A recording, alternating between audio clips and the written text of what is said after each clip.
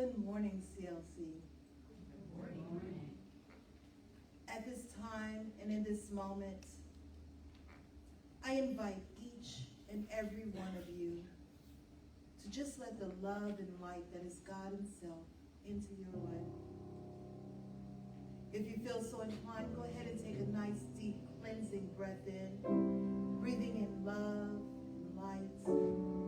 And as you release the breath, release all that no longer serves you. Just let it all go for now. And if you feel inclined, go ahead and take another nice, deep, cleansing breath in, breathing in cool, calming oxygen.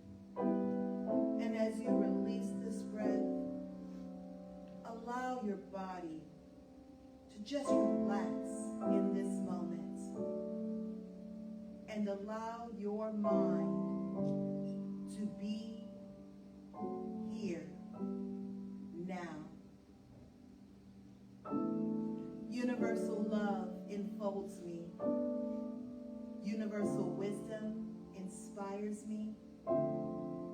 Universal spirit enlightens me. Universal power encircles me. I am one, and all is well. As we begin this inner healing process, let me invite you to relax in quiet confidence, opening yourself to the miracle-working higher power. Now symbolize the unity of your thinking and feeling nature by touching your chest with your hand, and let my words act as your own, for your own inner healing, acceptance, and receptivity. I acknowledge that there is a power, intelligence, and wisdom greater than my own. I am in the midst of it, and it is in the midst of me, sensitive and responsive to my every thought, word, action, and feeling. I now make this true for myself by saying aloud, I acknowledge. Acknowledging this higher power working through my life, I admit that I am personally responsible for solving my own problems while being guided and assisted by something greater than myself. As I am ready to surrender the conflict of my ego to the wisdom of this infinite presence, I simply speak these words. I surrender. I surrender. Knowing that forgiveness is the key to unconditional love and the feeling of heaven, I now unconditionally forgive anyone and everyone who has ever injured me in any way, real or imagined. And I now forgive myself for all of my mistaken judgments and their resulting actions. From my deepest level of understanding, I now say, I forgive. I forgive. Realizing that I continually experience the effects of my own thinking, I now choose to allow this higher power to recreate me deeply, filling my mind with thoughts that are only positive, constructive, loving, and beautiful.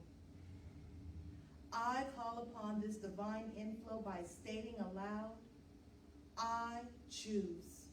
I choose. I now center upon that one special idea that I'm willing to accept as real for me in this coming week. Visualizing that idea as already acted upon and brought to pass.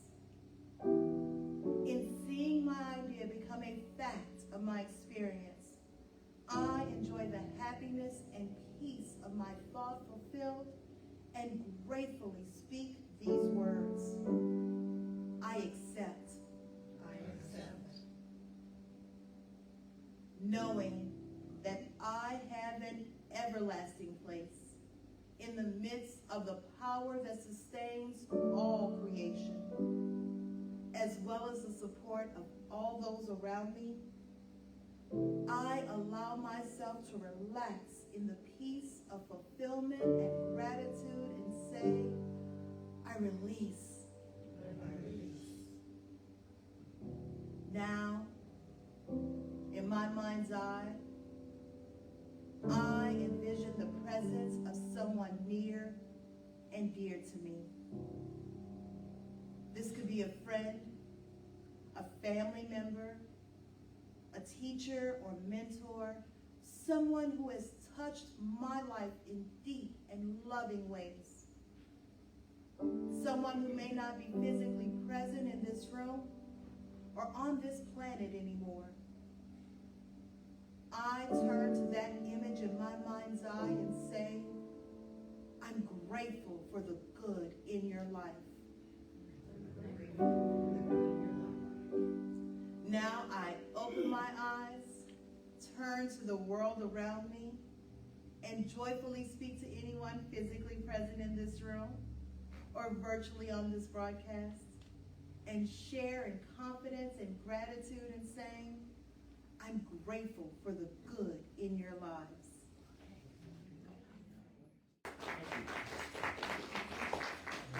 To Reverend Lisa Ryan, let me say thank you and wow. Last 2 weeks. You weren't here, they live in perpetuity on the internet. So the series is, and everybody else, howdy, good morning. And welcome to Creative Life on this beautiful day. The series is Materializing the Spiritual, study in contrasts. We materialize the spiritual, some say we spiritualize the material. We do both. We do both. And it's not a series on paradox. We had one of those. We have a series on paradox every few years here. This isn't paradoxical, it's symbiotic. These contrasts that we're talking about, there are two different words in each of the titles this month. Today is boldness and practicality. Boldness and practicality work together. There's one of them isn't an astonishing alternative to the other one. Does that make sense? There's a time for each, and there's a measure to be taken within ourselves of where we are on the scale of boldness to practicality. For example, you come into a teaching like this, one of the first things you hear is that anything is possible. Have you heard that? Anything is possible. Everything is possible. Well, that's the boldness side of it. You can be and do and have absolutely anything in theory. And the practicality side of it is anything is possible to one who can conceive of it being so for them. Everything is possible. And the question we ask ourselves is it possible for me? Is it possible for me as I am right now? Is it possible for me if I make certain changes in my life? If I go get more information? If I work out my issues? If I release certain things, accept certain other things, and so on. So at every moment we're faced with like limitless opportunity. And that's a wonderful thing. I mean, it couldn't get any better than that, but it can also be paralyzing. When somebody says, in fact, somebody in one of our classes one time said this. We were going around and we had, and I'm not going to give you a lot of detail because all of this stuff that happens in the classes is confidential. This was many years ago, and I'm going to obscure it and tweak it a little bit. So anyway, but we were going around, you check in and you talk about why you're here, what you want out of the class and stuff. And and a little bit about your background. And people typically, they talk about their religious background. You know, you come into creative life, you say, well, I was raised as a this, and they taught me this and this. And this one person said that they had been told when they were a kid that by both parents that they could do absolutely anything they wanted. And so they said that, you know, and there was this murmur of approval that went through the group. You know, that's nice. That's a nice thing to hear. And they said, no, it wasn't. It was absolutely alarming to them to be told you could do it, because they hadn't a clue where to start. They hadn't a clue what step to take, and they felt like they hadn't been given any guidance beyond that. You can do anything, and they're like pushed outside into the great big world. You know, they wanted more structure. They wanted more detail than that. And it's been said that people who live in regimes across the world where choices are extremely limited as to what you can have, the food you can buy, and the clothes you can wear and stuff, when you come to a place like this country, where on every corner there's, you know, you could have it, pick endless choices to think about just about anything. The people stand in front of that and they don't know where to begin. Well, I think this is a spiritual condition that afflicts most of us, is that we face the unlimited opportunities that lie before us, and we don't know where to begin. We don't know where to begin. So where do we begin? Well, there's a school of thought that says that before we came to this life, before we came to this earth, we had a plan. That we actually voted to incarnate here so that we could accomplish certain things. Now, I don't know if that's true. I'd like to think it sort of is, because it gives a continuity, you know, across time. We know we were somewhere before we got here. So if that's true, then go to the self that's within you that was there, making those choices, and check in with it. Touch base with it and say, so what is it I came here to do? Who is it I came here to be? And you'll start getting some information. Because even if it's not accurate in the big picture that all of this is what happened before we got here, things tend to curve in the direction of what we believe is so. And so if we believe that we're being divinely guided, here's the shortcut, really. Divine guidance thing. If you believe you're being divinely guided, something that looks like divine guidance is going to come in. And it's going to help, and it's going to provide you with information about yourself. And you'll all of a sudden discover there are things that interest you that you didn't know did. And you're going to find that some things that interest you connect to other things that interest you, and you hadn't seen a connection before. And somehow it's kind of like you'll see what you're majoring in life and what you're minoring in life, and how all of these, you know, and the electives that you're taking, and how all of these things come together and form the complete picture that is you and what you want to do in your life right now. And I'm talking to everybody about this, you know, the young and the old. I mean, one of the things we said, well, people say I'm retired now, or, you know, my best years are behind me, or it's too late for me to come up with a whole new plan for my life. That's completely bogus if you look at life as being timeless and spaceless, which in the big picture it is. People will say, you've heard the expression, stay in your lane. Stay in your lane. You know what you know, and you're good at what you're good at, so stay in your lane and don't drift. But every lane is painted. No lane is fixed. Every lane is arbitrary. So we move across an expanse that's unlimited in what we choose to do and how we choose to do it, how we choose to be. So we ask ourselves from moment to moment, and this is the thing Lisa mentioned in one of her talks the last 2 weeks. She said, I give homework, and I was watching that, and I thought, did I? I don't remember what it was. So you don't have to turn it in yet till we figure out what it is. But the homework for today is to ask ourselves this: what would it take for me to move boldly ahead in my life in the direction of something that I know I want to accomplish? Because there is, even if it seems like there's a mist between ourselves and the big goals, the Lifetime Achievement Award kind of things that we want to do, we know there's something we want to get accomplished. We know there's something we want to get accomplished, it's going to take nerve. It's more than cleaning out the garage. It's going to take nerve. There's going to be a conversation. We're going to have to push ourselves a little. We're going to have to risk. We're going to have to become risk appreciative rather than risk averse. In some situation, we know this is ahead of us. Even if it's doing the same job we've always done, but we're asking for a raise. You know, even if it's with the same family we've always had, but it's clearing out some emotional clutter and starting out in a new direction with a new day. It's doing some forgiveness work. It's going to take some effort on our part. We know this. What is it going to take to move forward now? What has to be released and what has to be accepted? What do we have to know about ourselves? And if we can't know it as fully about ourselves as we'd like, the good news is there's the power that made us that's never forgotten it. It's never forgotten it about us. You know, all the hearts and flowers about God is love and God loves you and God thinks you're doing just great and all of that, that would be meaningless if we couldn't go to that divine creative source and not only have it like love on us and tell us that anything is possible, but remind us that we, as it does, that we are more than our emotional and mental inventory. We're more than the sum of our parts. Okay? We're greater than all the experiences we've had. And this is what it tells us.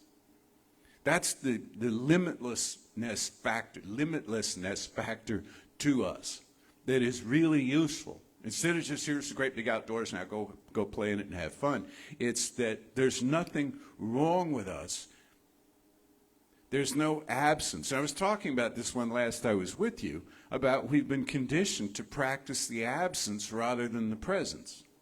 We've been taught to look at what's wrong with this picture, what's missing here, and then get mad about it or grieve over it or somehow dwell on it, attach ourselves to that, rather than looking at the possibility of the fullness of the presence of things. And again, Lisa was speaking of this in one of her talks, where she said how she brought up how something we often talk about here is, you want peace in the world? It tends to be less evocative than war, than conflict. We have war stories and war movies and, a whole litany of stuff. Whereas peace can feel or sound, maybe not feel, but it can certainly sound boring. We're going to sit here and we're going to weave baskets and we're going to listen to soft music and, right, and the sun will rise and the sun will, and nothing changes. Whereas in conflict, there's heroism, right? There's risk and danger and bravery and courage and as well as loud noises and smoke and all kinds of theatrical effects that go along with it. And I don't mean necessarily in global warfare, but you can have this kind of stuff around the dining table, And so for everybody to get along, it's like, well, what's between me and having that be all right? What's between me and having a fascination with that, where that's really where my attention goes, is to how would it feel, how would it be, how would it be if I got along with everybody? How would it be if everybody got along? But I can't control everybody else. But how would it be if the people that I hang out with are peaceful people? How would it be, and I brought this up before because it's a great example in the area where we live, how would it be if when I get on the freeway, I'm getting on the freeway with peaceful drivers? I'm merging into peaceful traffic and we're all happily going our way to wherever we're going. And when I go to the store, I'm in line at the checkout counter with, happy, peaceful people. And how would it be? And how would it be? And that would be one more place where trouble wasn't happening. And enough of us do that, and trouble isn't happening anywhere. Because what everybody really wants is to go to the store and buy what they want and go home and have a nice day, And how would that be? And how would that work on a global scale? And so often we jump to the global scale. People ask about this all the time. They ask you as well as they ask me, is how are we supposed to have a metaphysically joyful outlook on life when the world is on fire, when the world is in such trouble? I don't have a short answer for that, except what I know to do. is to start where I am. Because that's all I can control, and start where I am and do the next right thing as far as I see it. And when I don't do the next right thing, try to clean up after it, and try to be kind and try to be a kind and peaceful person. And I think that's catching, because I think that's basic human nature. And this is where this teaching, pardon me a moment, this is where this teaching deviates from other teachings that may exist on the planet that you've heard of, where it says the human nature is basically fine. You're not this corrupt, miserable little worm of a being that needs God's redemption to, all of that kind of. No, human nature is absolutely beautiful. You can damage it. You can corrupt it. You can corrupt it for a whole long time. You can corrupt it for generations. But it'll snap back when reminded of its creator, when reminded of its creative element. So we face this matter of when to be bold, when to be practical. There's nothing wrong with being practical. It's a distinction between common and uncommon sense, and in this life both are needed. Common sense says, well, I tried this before and it didn't work. I tried it 5 times and it didn't work. To try it again is not a productive use of my time. And there are things that we learn as we go, and we learn hacks and shortcuts and stuff to life, and we want to be practical about it. And we don't absolutely want to be superstitious. We don't want to say, well, I had a practical thought, so therefore it's a limiting thought. No, not necessarily. It's a practical thought. For example, there's a lot about manifestation that gets taught in metaphysics, and it's a big conversation in the larger world now through a number of writers. Manifestation's great. Often it's going to entail getting a job. Often it's going to entail, making money from an employer and so on. It's not stuff that falls out of the sky, although in theory it could. Things can happen that take quantum leaps, that move from point A to point B and arrive at point B before they've left point A, that kind of thing. It can happen that way, that your good just suddenly, the back wall, like on a game show, the back wall lifts up and there's, a whole new life for you. It can happen. But if it has to happen that way for you, you miss all the other opportunities. Like people saying, hey, if you'll do this and this, I'll pay you some money, and what's more, you'll get to have the experience of doing this and this. So, normal economics factor into this as a big thing. Same thing is like with friendship. It could happen, the back wall raises up, and there's bleachers filled with people who are all now your friend. That could happen. It probably won't, though. What'll probably happen is you'll meet them more or less one at a time. And you'll figure out that, there's a connection here. There's some chemistry here, and so you want to be my friend and all, and you won't, sign it in blood. There won't be a pact, that you swear to be friends and stuff. It's just you hang out, and it's great. And that's pretty much how it's going to work. And also, the body that you wear. You could not feed it or, not give it sleep, not take care of it, and have it function perfectly fine. But probably what we're going to have to do is listen to it and listen to what it tells us we need to do. See, that's the common sense aspect of it. Just know that while we're having this common sense, the common sense is working through the same divine mind energy within us as is the uncommon sense, as is the expectation of transcendence, of something so much greater than what we went looking for. Which I'm here to tell you is not in the accumulation of money. It's not even in the accumulation of friends. It's not even in having a healthy and responsive body.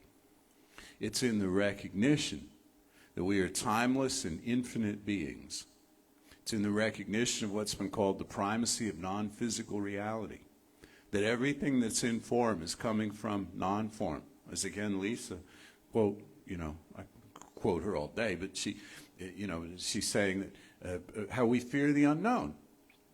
Remember that? How we typically fear the unknown. Okay. And she gave some excellent pointers which you should watch and listen to about what to do about that. Because the crazy part of fearing the unknown. I mean, the completely irrational part of fearing the unknown is that absolutely everything we value now, absolutely everything we love and adore and cherish now started out there. It was once completely unknown to us, including our own families. We came into this world and we're looking around and who are all these people, you know, and right, and we spend some time with them. And, oh, yeah, I belong here, and y'all are my kinfolk, you know. But once it was the job you did, everything you have in your life was once unknown. So why do we fear it? But we do. We stare into the abyss, you know, like what is coming next? Why not expect something joyful? Because all of it is it comes down to context. All of it comes down to context. To have a peaceful world, we've talked about this many times, to have a peaceful world with beautiful people in it, you don't need to move out the caste that's here now. You don't need to move all these people away and get some new people in here and then, you know, everything work. No, that's not how it works. It's a matter of context. It's a matter of context. How do we hold ourselves? How do we value ourselves as this? So boldness and practicality. Again, not a paradox. I've been thinking about food lately for several reasons, but one has to do, like pie. See, a paradoxical I wanted to get this in because I think it's a fun analogy. It's apropos of nothing, but see what you think. It's like pie. Pie has two main constituents to it: crust and filling, right? You can make the crust out of a lot of different things. You can make the filling out of pretty much anything at all. But they don't have a paradoxical relationship. They have a symbiotic relationship. It's not like the crust is astonished when it gets filling. Like, whoa, didn't see this coming. You know, they work together. And if you absent one of them, then all you have is not pie. Right? You have a plate of crust or you have a plate of filling, but you can't really call it. So you see, it's a balance. How much? What am I going to select to put in my pie? What am I going to select? And how much of this? How mystical am I going to be? How otherworldly am I going to be? How far out there am I going to be in my spiritual work? And just kind of expect magical things to happen, or how the other direction, maybe the other extreme, is how grounded and logical and rational am I going to be in manifesting things. There's no right answer. It's a matter of style. The only thing to absolutely make sure of is that it's your style. Is that it's your style. If you're not copying somebody else's style, because it won't fit. It won't fit. And then you get a little, you know, antsy and stuff because it's not you. It's not you doing you. So look at your life. Here's the assignment for the week. It's a real easy one. Look at things and say, am I willing? Am I willing to take this step forward? Am I willing to speak up? Am I willing to make that communication, do that thing, take that risk, take that risk, take that risk? I want to honor also, while I'm passing out kudos, and I did this already before, but I want to honor Danielle Mercadale, who gets up here and reads her poetry. Do you know? That's a whole lot harder than what I'm doing. That's a whole lot harder than what I'm doing. Because I'm pulling together, you know, things that are kind of amorphous, and that when you create a poem, it's done. You see, it's finished.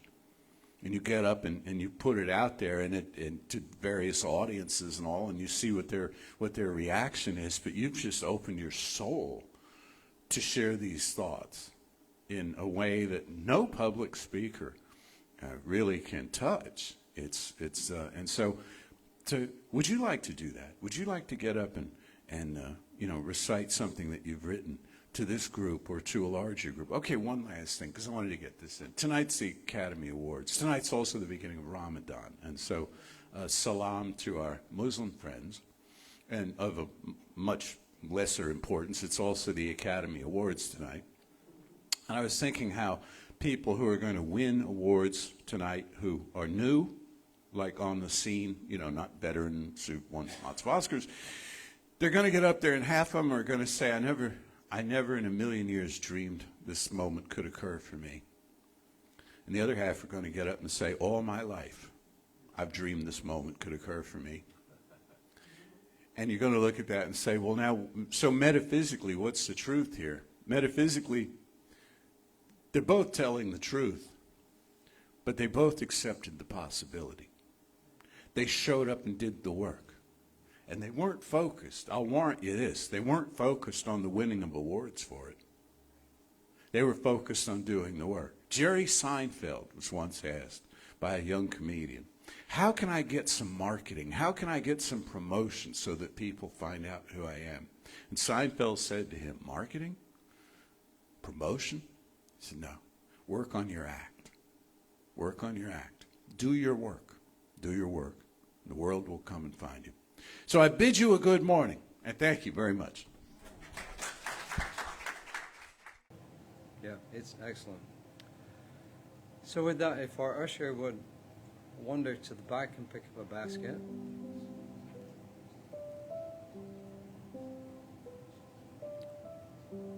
And please either physically in your hand if you're in the room, or mentally in your mind, take your gift and say with me, divine love through me blesses and multiplies all the good I am and have, all the good I give and receive. I am prosperous now, and so it is. All right. And now I know that I'm glad I did my homework for both of my talks, that Reverend Jesse did go listen. Although I was quoting you about the unseen from January. So. So, yeah, well, yeah, I mean, we're taken from good sources, right? So, all right. I also just, if you're not familiar with Ramadan, because I'm guessing since you're here, you know daylight savings started.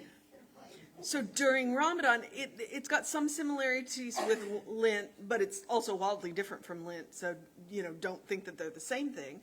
But they practice self-restraint, which means they don't eat or drink during daylight hours. And we just moved the clock on them an hour. So if you have Muslim friends, be kind, especially towards the end of the day, because they're probably pretty hungry and thirsty. So, and I encourage you to Google Ramadan, because it's an interesting, the variety of reasons why they practice the self-restraint is interesting. Up to and including reminding themselves of the goodness of God, because God provides all of the, the things that we eat and drink. And so by restraining, by not indulging in it during the day, they're like, oh yeah. And it also, one of the pillars of faith is to tithe. It also reminds them of the people who have less. So there's a couple of reasons. It's an interesting, the pillars of faith in Islam are pretty interesting if you've never looked into them. I highly suggest it. I'm going to stop talking now, and because I'm forgetting that all I have to do is pray us out. So I'm going to remind you that we enter into treatment consciously. We talk about pray without ceasing. When you enter into the treatment time, you want to do it consciously. So I'm going to consciously invite you into the divine. It's going to be a beautiful day out there, right? So know with me that there is one life, one power, one presence, one love. Each and every one of us is a divine expression of that life. We are a divine expression of that love. That power flows through us, and we live that divine life. We want to talk about anything is possible. Now is the time. As the trees are leafing out, they are stretching out to catch that sunlight. So too do each of us stretch out in our prayer time, in our treatment time, to catch a little bit more of that divine. So it flows through us. and out into the world, into those infinite possibilities that we are calling forth. That which you are seeking is seeking you. And I know this with all of the gratitude in my being. I am grateful for a teaching that teaches me who I am. I am grateful for a teaching that teaches me that anything is possible. I am grateful for a teaching that will give me more structure or turn me loose. I am grateful for this community. I am grateful for each and every one of you. I am grateful for the technology that lets us reach the far corners of this country and this world and maybe this universe. I am grateful for our musicians, our practitioners, our ministers, and I am just grateful because it's another word for love. And I release my word into law with love, knowing that it is done. And so it is. Say with me now, something wonderful is happening through me. Something wonderful is happening through me. I feel it in my body. I feel it in my I body. feel it in my mind. I feel it in my I mind. feel it in everything I I am. feel it in everything I am. I choose it. I choose it. I trust it. I trust I it. use it. I use And it. I love it. And I love And it. so it is. And so it is.